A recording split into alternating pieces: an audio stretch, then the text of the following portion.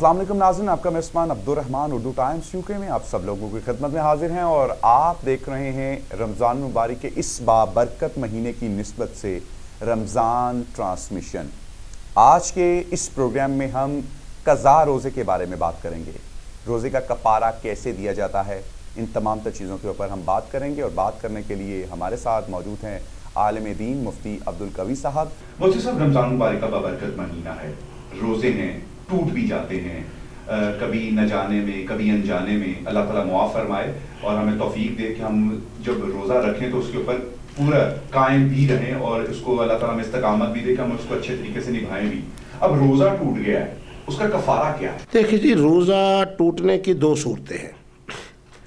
ایک تو روزہ ٹوٹا کسی بیماری کی وجہ سے یا سفر کی وجہ سے، ایک روزہ ٹوٹا ایسا کہ آدمی کو پتہ ہے کہ مجھے روزہ ہے۔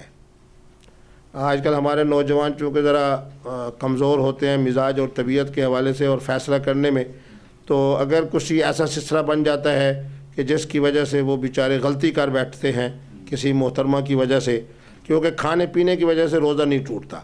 عام طور پہ یہ جو ہماری نوجوان نسل ہے، اس بیچاری کا اگر روزہ ٹوٹتا ہے تو کسی محترمہ کی وجہ سے۔ محترمہ کی وجہ سے کیسے روزہ ٹوٹتا ہے؟ یعنی مقصد یہ ہے کہ جس چیز کی اجازت اللہ کے قرآن نے نہیں دی، جس کا میں نے تعریف پہلے بھی کی کہ قرآن یہ کہتا ہے اور احادیث اور فقہ ہمیں یہ کہتے ہیں کہ 3 کاموں سے رک کے رہنا ہے، کھانے سے اور پینے سے اور عورت کی قربت اور صحبت سے۔